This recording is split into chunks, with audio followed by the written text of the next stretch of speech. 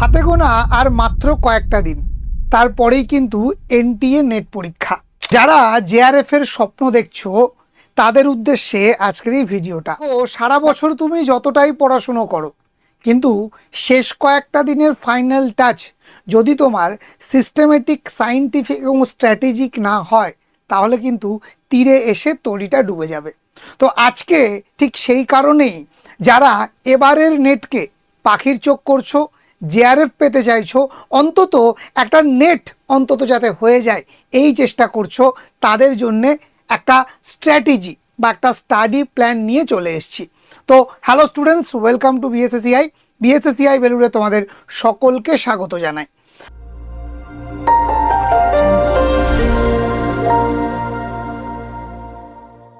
তো দেখো, ইতিমধ্যে নেট পরীক্ষার ফর্ম ফিল আপ শুরু হয়ে গেছে। আমরা প্রত্যেকেই জানি যে ফর্ম ফিল আপ চলছে, তোমরা হয়তো অনেকেই করেও ফেলেছো। তো কে কে ফর্ম ফিল আপ করেছো অবশ্যই কমেন্টে জানিও। এবং ফর্ম ফিল আপের শেষ দিন এ মাসেরই 20 তারিখ, কারেকশান উইন্ডো খোলা থাকবে 22 থেকে 24 তারিখ পর্যন্ত। তো যদি দেখি আমাদের কাছে হাতে গোনা আর মাত্র 45 দিন বাকি। কেন এটা বলছি?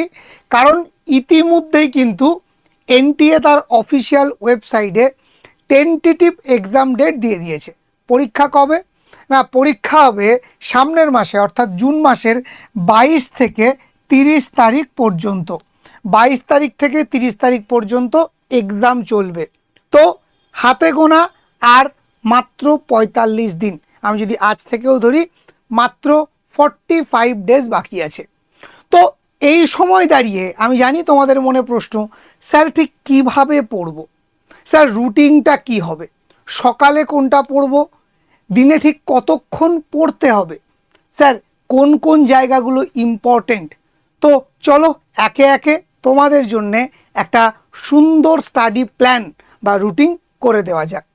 তো দেখো, আমরা সকলেই জানি যে প্রস্তুতির প্রথমেই আমাদেরকে যে পেপারটার পরীক্ষা বা পড়াশুনো করতে হয় সেটা হচ্ছে জেনারেল পেপার বা পেপার 1। সেখানে যদি দেখি টোটাল 10টা আমাদের টপিক আছে। তার মধ্যে থিওরি পার্টের যে টপিকগুলো সেগুলো কি? Teaching aptitude, research aptitude, communication, ICT, higher education আর ইএনভিএস। ঠিক আছে? তো আমরা যদি দেখি এই 6টা টপিক কিন্তু একেবারে থিওরি পোর্শন। বুঝতে হবে, কনসেপ্ট ক্লিয়ার করতে হবে এবং উত্তর দিয়ে আসতে হবে। দেখো, পেপার 1-এর প্রস্তুতির সময় এই 6টা থিওরি পার্টের ক্ষেত্রেও তোমরা সবসময় চেষ্টা করবে কনসেপ্টটাকে ক্লিয়ার করবার জন্যে। দেখো, এখন ওই ডেফিনেশান কি, এই ধরনের প্রশ্ন কিন্তু আর আসছে না, বরং প্রশ্ন আসছে প্র্যাকটিক্যাল বেস। প্রশ্ন আসছে তোমার নলেজটাকে আরও সুন্দর করে যাচাই করে নেওয়ার জন্যে যে তুমি আদৌ কনসেপ্টটা ক্লিয়ার করতে পেরেছো কিনা। তাই পড়ার সময় শুধু মুখস্থ বিদ্যে করে চলে যাব, এই জিনিসটা করলে কিন্তু তুমি এই 6টা থিওরি পোর্শন থেকে আলটিমেটলি যেটা এক্সপেক্ট করছো সেটা পাবে না। দেখো, এই মুহূর্তে দাঁড়িয়ে চারিদিকে পিডিএফ বিক্রি হবে যে এই পিডিএফ থেকেই সব কমন চলে আসবে। তোমাদেরকে কেউ কেউ বলে যাবে না আমার সাজেশান থেকে 100% কমন, কেউ কেউ বলবে যে আমার ভিডিওটা দেখে চলে যাও, আর কিছু পড়তে হবে না। আমি প্রথমেই একটা কথা বলবো, এই সমস্ত ফাঁদে তোমরা পড়বে না, এই সমস্ত ফাঁদে তোমরা পড়বে না। স্যার তাহলে কি দেখবো, কিভাবে দেখবো, কোন বই পড়বো? দেখো, সবার আগে যেটা করবে, দেখো তোমরা যে একেবারে প্রথম এগুলো শুনছো তা কিন্তু নও। তোমরা ইতিপূর্বে এগুলোতে পড়ছো, দীর্ঘদিন ধরে প্রস্তুতি নিচ্ছ। কিন্তু সারা বছর যতই প্রস্তুতি নাও, শেষ মুহূর্তে একটা গোছানো সায়েন্টিফিক স্ট্র্যাটেজিক প্রস্তুতি কিন্তু আসল সাফল্য এনে দেয়। ওই যে একটা কথা আছে না, শেষ ভালো যার সব ভালো তার। তো সেই জিনিসটাই ঘটে আমাদের নেট পরীক্ষা, কেন যে কোনো পরীক্ষার ক্ষেত্রে। তো সবার প্রথম তুমি যেটা করবে সেটা কি? 5 বছরের PYQ। আবারও বলছি, 5 বছরের PYQ ওয়েবসাইটে বিভিন্ন জায়গাতে অ্যাভেলেবেল থাকে, সেটাকে ডাউনলোড করে নেবে। না, এর জন্যে কলেজ স্ট্রিটে গিয়ে বই কিনতে হবে না, পিডিএফেই সম্ভব। এবার তুমি ধরো টিচিং অ্যাপটিটিউডটা পড়লে, ঠিক আছে?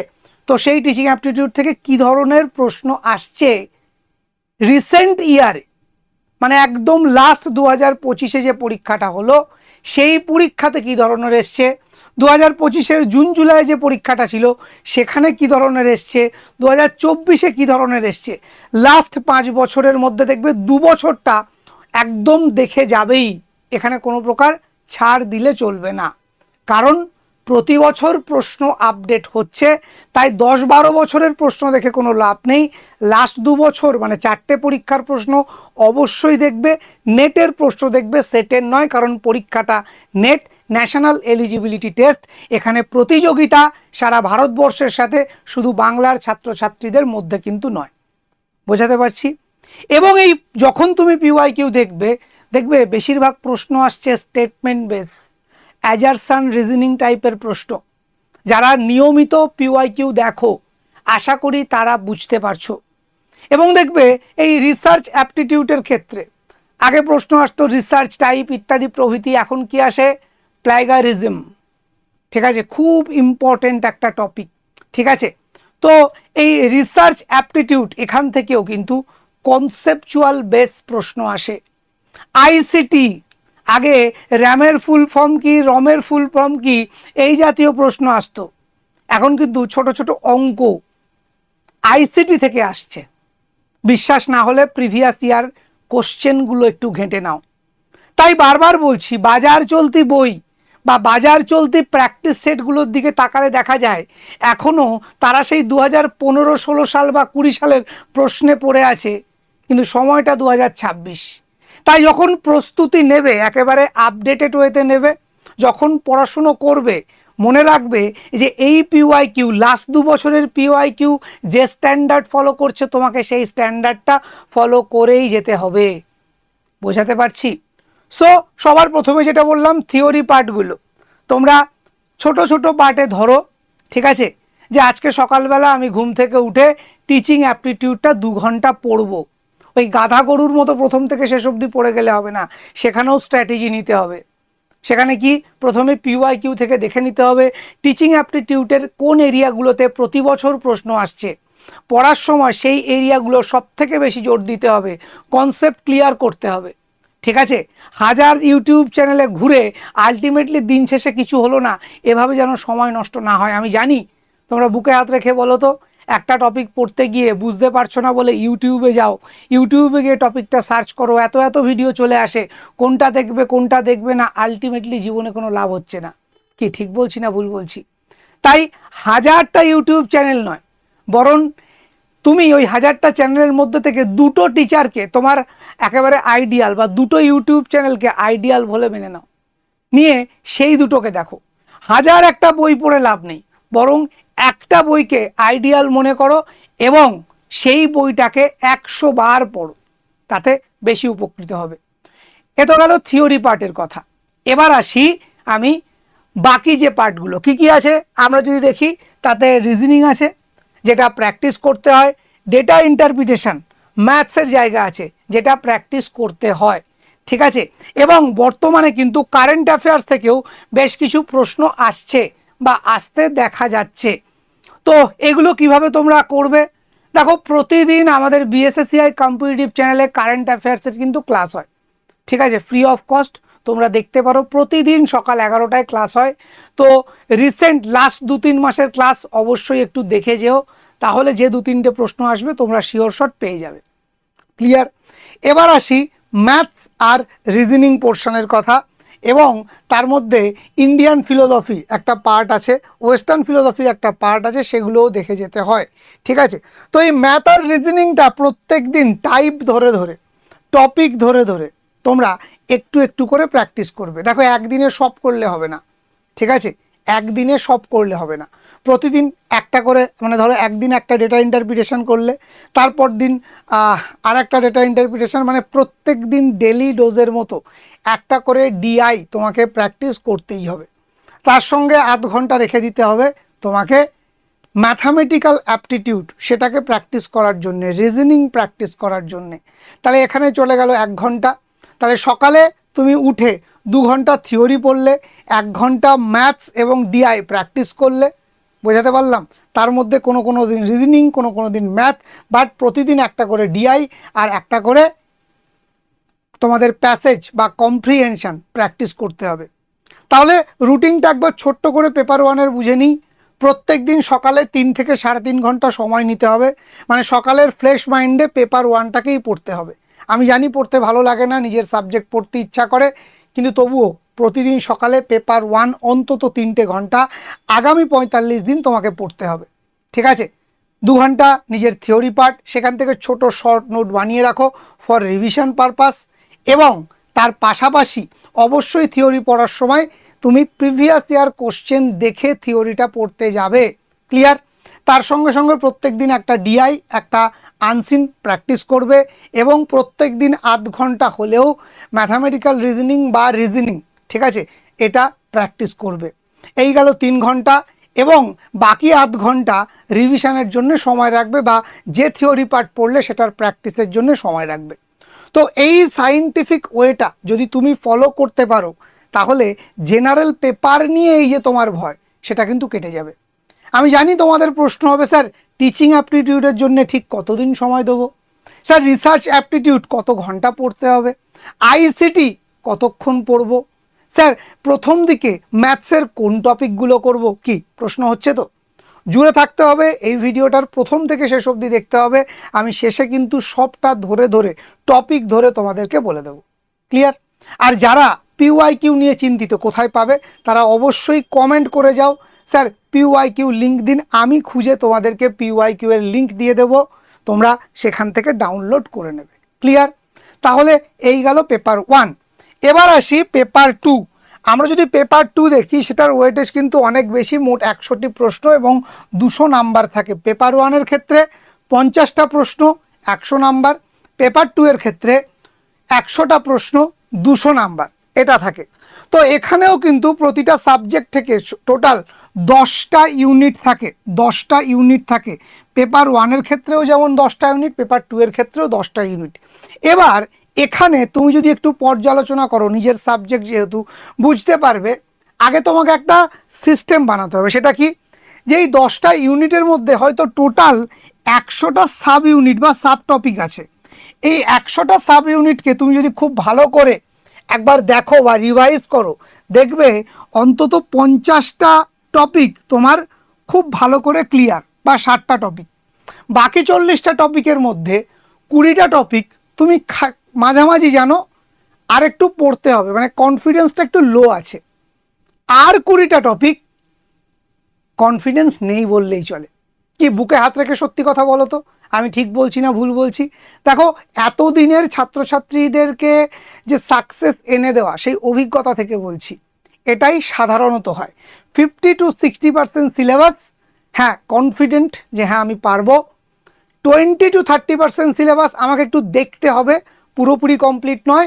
আর 10% সিলেবাস এমন থাকে, স্যার এই চ্যাপ্টারটা আমার হয় না। তাহলে এই মুহূর্তে দাঁড়িয়ে কি করবে? দেখো, সবার আগে যে চ্যাপ্টারটা, যে 10% চ্যাপ্টার নিয়ে তুমি খুব চিন্তিত, হ্যাঁ এটা যদি 10% হয়, তাহলে দেখে যেতে পারলে ভালো, না দেখে যেতে পারলে কোনো ক্ষতি নেই, প্লেন ছেড়ে দাও। ঠিক আছে? তোমার ফোকাস থাকবে বাকি যে 60% আমার খুব কনফিডেন্ট আছে, সেটা আমি ভালো করে রপ্ত করব। আর যে 30% জায়গা আমার মাঝামাঝি প্রস্তুতি আছে, সেটাকে আমি একেবারে এক্সট্রিম ভালো লেভেলে নিয়ে যাব। ঠিক আছে? তাহলে শুরুটা কিভাবে করতে হবে? এখন থেকে এই যে সকালবেলাটা পেপার ওয়ান করলে, তারপরে একটু স্নান করলে, খাওয়া দাওয়া করলে, খাওয়া দাওয়ার পর যদি একটু বিশ্রাম নিতে হয় বিশ্রাম নিয়ে নাও। ঠিক আছে? কিন্তু ওই বিকেলের আগে প্ল্যান করে নাও আজকে তুমি কি কি পড়বে। ঠিক আছে? সকালেও চাইলে 1 ঘন্টা পড়া যায়, স্নানের আগের পর্যায়ে, টিফিন খাওয়ার পর। ঠিক আছে? তো তুমি প্ল্যান করে নিলে, এবং সেই প্রাথমিক পর্যায়ে তোমার যে ইউনিটগুলো খুব ভালো হয় সেগুলো পড়ে নাও। ঠিক আছে? মানে ওই যে 50 to 60%, ওটা শুধু রিভিশন করে যাওয়া। দেখো, আমি একটা ছোট্ট ফান্ডা তোমাদের সামনে শেয়ার করি। দেখবে আমরা যারা ফেলিওর হই বা ফেলিওর হয় সাধারণত, তারা কিন্তু না জেনে ফেলিওর হয় না। প্রবলেমটা কি? দেখবে আমরা প্রত্যেকে এই ভুলটা করি যে আমি যেটা জানি, আরে স্যার ওটা তো আমি পারবো, এই ওভার কনফিডেন্টে আমরা সেটাকে আর পড়ি না বা রিভিশন করি না, বরং যেটা আমরা পারছি না সেটাতে এত এফোর্ট দিই, আর পরীক্ষার হলে গিয়ে কি দেখা যায়, ভুলটা হয়েছে তোমার জানা জায়গাটা থেকে। কি মিলছে আমার কথাটা? লাস্টবারে নিজের জানা জায়গা থেকে কতগুলো ভুল করে এসছো একটু কমেন্টে জানাও তো। শেষবারে পরীক্ষা দিয়ে বেরোনোর পর ইস, আমি এই জানা জিনিসটা কি করে ভুল করলাম, এই কষ্টটা কতজন অনুভব করেছো একটু লিখে জানাও তো। আমি জানি এটা হওয়াটাই স্বাভাবিক, এটাই হয়। তো সেই কারণে বলছি, যেগুলোতে কনফিডেন্ট আছে বলে ছেড়ে চলে যাব, এটা যেন না হয়, বরং সেটাকে প্রত্যেক দিন একটু একটু করে একটা সিস্টেম রেডি করে, রুটিন রেডি করে আমরা পড়ব। স্যার রুটিনটা আপনি রেডি করে দিন, করে দেব, চিন্তা নেই, আছি তো। পুরো ভিডিওটা প্রথম থেকে শেষ অবধি দেখো, সব করে দেব, ঠিক আছে? করে দেওয়ার জন্যেই তো এসছি, তোমাদের জন্যেই তো এসছি, ক্লিয়ার? সো তাহলে আমার দুপুরে খেতে যাওয়ার আগে আমার কাজ হবে, আমি একটা ছোট্ট রিভিশন দিয়ে নেব। এরপর কি, দুপুরে খাওয়া দাওয়া করলাম, একটু রেস্ট নিলাম, এবার খুলবো যে 30% জায়গা আমার একটু সমস্যা হয়। সংস্কৃতের ক্ষেত্রে ব্যাকরণ, বাংলার ক্ষেত্রে মধ্যযুগ, অলংকার, ছন্দ, কি ঠিক বলছি না ভুল বলছি? হিস্ট্রির ক্ষেত্রে মডার্ন ইন্ডিয়া, তাই তো? এই যে জায়গাগুলো, ঠিক আছে, সেগুলো খুঁড়বো এবং ধৈর্য ধরে পড়বো, কোনো তাড়াহুড়ো নয়। কারণ আমার কাছে পুরো সন্ধে, পুরো রাত্রির পর্যন্ত আছে, ঠিক আছে? এবং সেই পড়াটাকে আমি যদি দুপুরে 1 ঘন্টা একটু আমার ঘুরতে যেতে হয়, একটু রিল্যাক্সেশনের প্রয়োজন হয়, কোনো অসুবিধা নেই, ঠিক আছে? এবং তারপরে আবার সন্ধ্যেবেলা পড়তে বসো, আবার 3-4 ঘন্টা পড়ো। রাত্রে ঘুমোতে যাওয়ার আগে অবশ্যই সারাদিন যা পড়লে সেটাকে একটা রিকল করো, মানে বিশেষ করে পেপার 2 সেকেন্ড হাফে যা পড়লে, এবং তার উপরে কিছু মক টেস্ট বা প্র্যাকটিস করো, প্র্যাকটিস সেট ইউজ করো, ঠিক আছে? এখানেও সেই একটা ছোট্ট ডিসক্লেমার তোমাদের জন্যে, কি না, বাজার চলতি ওই যে প্র্যাকটিস সেট বই, সেগুলো দিয়ে কিন্তু খুব একটা কাজের কাজ কিছু হবে না। কেন হবে না? উল্টে দেখো পাল্টে গেছে। না শুধু পশ্চিমবঙ্গে পরিবর্তন হয়নি, আমরা যদি দেখি প্রতি বছর নেটের প্রশ্নেও একটা আমূল পরিবর্তন হয়। নেট কখনো এই 15 বছরের সরকারের মতো একই গতিতে চলছে না, প্রতিটা পরীক্ষায় তার প্রশ্নের ধরন পাল্টাচ্ছে। তাই এক্ষেত্রেও 2024-2025 সালের যতগুলো নেট পরীক্ষা হয়েছে, তুমি যে টপিক পড়ছো সেই টপিকটা পড়ার আগে ওই টপিক থেকে কি ধরনের প্রশ্ন এসছে সেটা দেখো, সেই স্ট্যান্ডার্ডের কোশ্চেন নিয়ে প্র্যাকটিস করো। বোঝা গেল? এবার তোমাদেরকে একটু রুটিনটা কেমন হওয়া উচিত সেটা একটু দেখিয়ে দিই। তো সবার প্রথমে দেখো পেপার 1 নিয়ে আমি এসছি। দেখো বারবার একটা কথা বলি, যখন রুটিন করবে কতগুলো জিনিস অবশ্যই মাথায় রাখবে। কি সেই জিনিসগুলো? আমি এমন কোনো রুটিন করব না যে রুটিন আমি নিজেই মানতে পারবো না। আমি আজকের দিনে 2 ঘন্টা পড়িনি, আমি বলছি কাল থেকে আমি 12 ঘন্টা পড়াশুনো করব, পারবে না তুমি। রুটিন সেট করার সময় কতগুলো বিষয় মাথায় রাখবে। প্রথম হচ্ছে, তুমি একটা মানুষ, তুমি রোবট নও যে চাইলেই আমি সকাল 6টায় উঠে যাব। যে জীবনে 8টার আগে চোখ খুলতে পারে না, 6টার সময় অ্যালার্ম দিয়ে উঠে যাব, 6টা থেকে পড়তে বসবো একেবারে 10টা অবধি, ওই অ্যালার্মটাই দেওয়া হবে, বারবার অ্যালার্ম বন্ধ করা হবে, উঠতে উঠতে 8টা 8:30 বেজে যাবে, তারপরেও শরীরটা ম্যাচ করবে, কারণ ওই 6টার সময় অ্যালার্ম বেজে তোমার ঘুমটাকে নষ্ট করে দিয়েছে, শরীর রেস্ট পায়নি। তাই এরকম কোনো রুটিন করো না যেটা তুমি মানতে পারবে না, যেটা এক্সট্রিম হয়ে যাবে। রুটিন আস্তে আস্তে বাড়াবে, ঠিক আছে? হয়তো এখন তুমি সারাদিনে 3 ঘন্টা পড়ো, কালকে 3.5 ঘন্টা পড়ো, পরশুদিন 4 ঘন্টা, এভাবে আস্তে আস্তে 1 সপ্তাহ 8 ঘন্টা করে বাড়াও। দেখবে 1 সপ্তাহ পরে ওই 2 ঘন্টাটাই 7 ঘন্টা হয়ে গেছে। বোঝাতে পারছি? দেখো, যদি ভেতরে খিদে থাকে না, তুমি ঠিক পারবে, আর যদি খিদে না থাকে, পৃথিবীর কেউ তোমাকে কিচ্ছু করে দিতে পারবে না। তো চলো, অনেক কথা বললাম, এবার একটু রুটিনটা কিভাবে সাজাতে হবে দেখে নিই। দেখো, আমি প্রথমেই তোমাদেরকে বলেছি যে আমাদের 6টা থিওরি পার্ট আছে, তার মধ্যে সবথেকে ইম্পর্টেন্ট হচ্ছে টিচিং অ্যাপটিটিউড, রিসার্চ অ্যাপটিটিউড। সবথেকে আগে টিচিং অ্যাপটিটিউড, রিসার্চ অ্যাপটিটিউড। তো teaching, research, ICT, communication. ICT communication তুলনামূলক ছোট। আবার তুমি যদি দেখো হায়ার এডুকেশন বা ইএনভিএস, এগুলো তুলনামূলক বড় এবং কারেন্ট জিনিসপত্র ওখানে পড়তে হয়। ইএনভিএস এর ক্ষেত্রে তো একদম কারেন্ট অ্যাফেয়ার্স মাস্ট, আর হায়ার এডুকেশনের ক্ষেত্রে এনইপি 2020 কিন্তু মোস্ট ইম্পর্টেন্ট ফ্যাক্টর হতে চলেছে। ঠিক আছে, যেমন দেখবে এখন শুধু এনইপি নয়, এনসিএফ থেকেও প্রশ্ন আসছে আমাদের সিটেটের ক্ষেত্রে বা ইউপি টেটে। তো সেখানে হায়ার এডুকেশনের ক্ষেত্রে এনসিএফটাও কিন্তু তোমাদের দেখে যাওয়া জরুরি। ঠিক আছে, অনেকের কাছে নতুন মনে হচ্ছে, একটু গুগল করে নিও, বুঝতে পারবে। ঠিক আছে, তো আমি যেটা এখানে তোমাদের রুটিন করে দিয়েছি, ঠিক আছে, সেটা কি, পুরো পেপার 1টাকে আমরা 5টা ভাগে ভাগ করে দিয়েছি। ঠিক আছে, 6টা চ্যাপ্টার আছে, তার মধ্যে আইসিটি আর কমিউনিকেশন একটা দিনে আমরা পড়ে নেব, এবং তার সঙ্গে ব্যালেন্স করে প্রত্যেক দিন একটা করে ডিআই, একটা করে আনসিন, এবং কিছু কিছু ম্যাথস আর রিজনিংয়ের টপিককে ঢুকিয়ে দেওয়া হয়েছে, সঙ্গে ইন্ডিয়ান লজিককে। ঠিক আছে, এই রুটিনটা তোমাকেই বানাতে হবে এই ফরম্যাটে, এবং বানিয়ে তোমাকে কি করতে হবে, যে সাপোজ আমি সোমবার, মঙ্গলবার, বুধবার, এই 3 দিন, বা মঙ্গলবার সারাদিন, বুধবার সারাদিন, 2 দিন আমি শুধু টিচিং অ্যাপটিটিউড পড়ব, তার সঙ্গে ডিআই আনসিন প্র্যাকটিস করব, আর আমি যে দুটো ম্যাথের টপিককে চুজ করেছি এই দুটো পড়বো। একদম শর্ট করে নিতে হবে, একটা সিস্টেম বানিয়ে নিতে হবে, একটা রুটিন বানিয়ে নিতে হবে তোমার নিজের মতো করে, এবং সেই রুটিনে বুধবার দিন রাত্রে পরীক্ষা দিয়ে ঘুমোতে যেতে হবে। কি বলছি বোঝাতে পারছি? ক্লিয়ার হচ্ছে? স্যার বুধবারই কেন বলছেন? কারণ পেপার 2 এর জন্য আরেকটি স্টাডি প্ল্যান তোমাদের রেডি আছে। দেখো এখানে প্রতি শুক্রবার এবং প্রতি সোমবার পরীক্ষা আছে।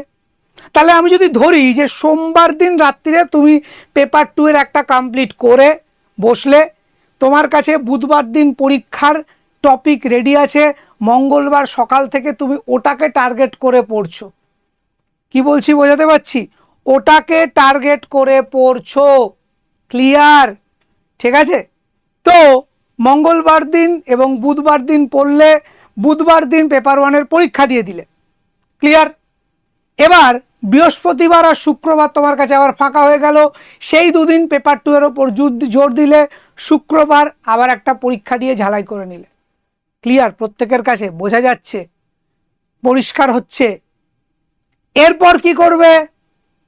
এরপর তোমরা যেটা করবে সেটা হচ্ছে, যেই শুক্রবার পরীক্ষা দেওয়া হয়ে গেল, দেখো শনিবার এবং রবিবার এবং সোমবার 3 দিন পেয়ে গেলে, আবার পেপার 2 পড়ো এবং সোমবার দিন পরীক্ষা দাও। এইভাবে সাইক্লিক ওয়েতে তোমাদেরকে যেতে হবে।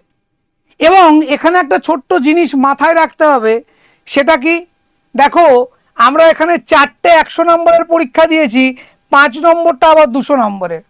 মানে এই 4টে দিনে তোমাদের যেটুকু সিলেবাস কভার আপ হচ্ছে, 5 নম্বর দিনে তার আবার একটা রিভিশন দিতে হবে।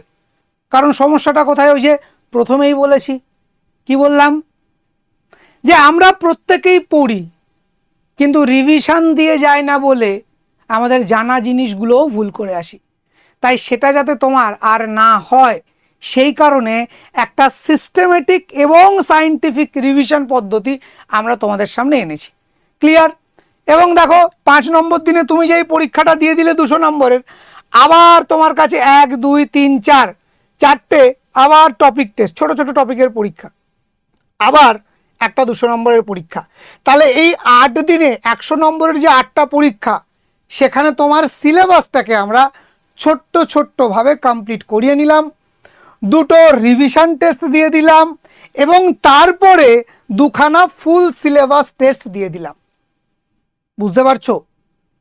এখান থেকে এই পর্যন্ত আসলেই, মানে 22 তারিখ পরীক্ষা, আমাদের এই রুটিন মেনে চললে তুমি 15/6/2026 পুরো সিলেবাসটাকে 1 বার 2 বার 3 বার 4 বার টপিক ওয়াইজ পরীক্ষা দিয়েছো, 1 বার পুরোটা হয়ে গেছে, মাঝখানে রিভিশন টেস্ট 2টো দিয়েছো, তার মানে টোটাল 2বার রিভিশন হলো। 3 নম্বর ফুল সেট দিচ্ছ ডে 1-এ, 4 মানে 3 বার তোমার রিভিশন হলো, এবং তুমি ডে 12-এ আবার একটা ফুল সিলেবাস টেস্ট দিচ্ছ। মানে আগামী মাসের 15 তারিখের মধ্যে পুরো সিলেবাসটাকে ছোট্ট ছোট্ট ভাগে সায়েন্টিফিকভাবে তুমি 4বার রিভিশন করে ফেললে। শুধু তাই নয়, 15 তারিখের পরে 22 তারিখ, কারো কারো 26, 27, 28-এ পরীক্ষা পড়বে, তখন কি করবে? আরও 3টে extra practice set full length তোমাদের সামনে দিয়ে দেওয়া হয়েছে। বোঝাতে পারছি? আগে 4বার রিভিশন হয়ে গেছে, আবার 3টে। আচ্ছা, এবার তুমি নিজে বুকে হাত রেখে বলো তো, এই রুটিনটা তুমি যদি ফলো করতে পারো নিজের মতো করে, আচ্ছা তাহলে কি আর সত্যি কিছু লাগবে? কোথাও বাধা থাকবে? আমার মনে হয় না। ঠিক আছে, দেখো এই সিবিটি কিন্তু এই সিস্টেমেটিক শেষ মুহূর্তের পরীক্ষাটাই কিন্তু ছাত্রছাত্রীদেরকে সব থেকে বেশি সফল করে তোলে। তো তুমিও যদি এই রুটিনে পড়াশুনোটা করতে পারো নিজের মতো বানিয়ে, তাহলে কিন্তু তুমিও সেই সাকসেসফুল জায়গাটা পেতে পারো বা স্বপ্নের জিআরএফ টাচ করতে পারো। এবার এটা যেরকম পেপার 2তে, ঠিক সেরকমভাবে পেপার 1-এও আমরা করেছি। এবার যারা মনে করছো যে স্যার আমি এখন কি করে রুটিন বানাবো, আমি কি করব, আমি তো কিছুই বুঝে উঠতে পারছি না, চিন্তা নেই। তাদের জন্যে বিএসএসিআই মাত্র 599, এই 45 দিনের জন্যে মাত্র 599 টাকায় পেপার 1-এর টোটাল 10টা সেট, পেপার 2-এর 15টা সেট, টোটাল 25টা সেট তোমাদের সামনে এনে দিয়েছে। এবং যে রুটিনগুলো ফাঁকা দেখছো, যখন তুমি আমাদের হাত ধরে এই ব্যাচটার মধ্যে পড়াশুনো শুরু করবে, কোন দিন কি পড়তে হবে, কতটা পড়তে হবে, কোন টপিক পড়তে হবে, সবটার রুটিন কিন্তু আমরা সেট করে দেব।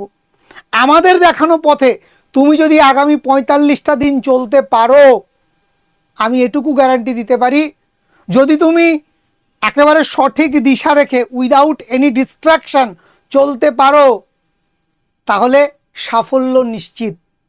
কেন এই কথা বলছি?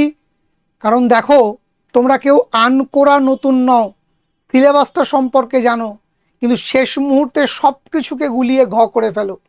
এটা দেখতে গিয়ে ওদিকটা দেখা হয় না, ওদিকটা দেখতে গিয়ে আর একটা দিক ফাঁক পড়ে যায়, এবং পরীক্ষার হলে তার এফেক্ট পড়ে। পরীক্ষার হল থেকে বেরিয়ে এসে আফসোস হয়, কেন আমি ওটা পড়ে আসলাম না, আমি কি করে ভুলতে পারলাম, আমি কি করে লাস্ট মুহূর্তে রিভিশনটা দিলাম না।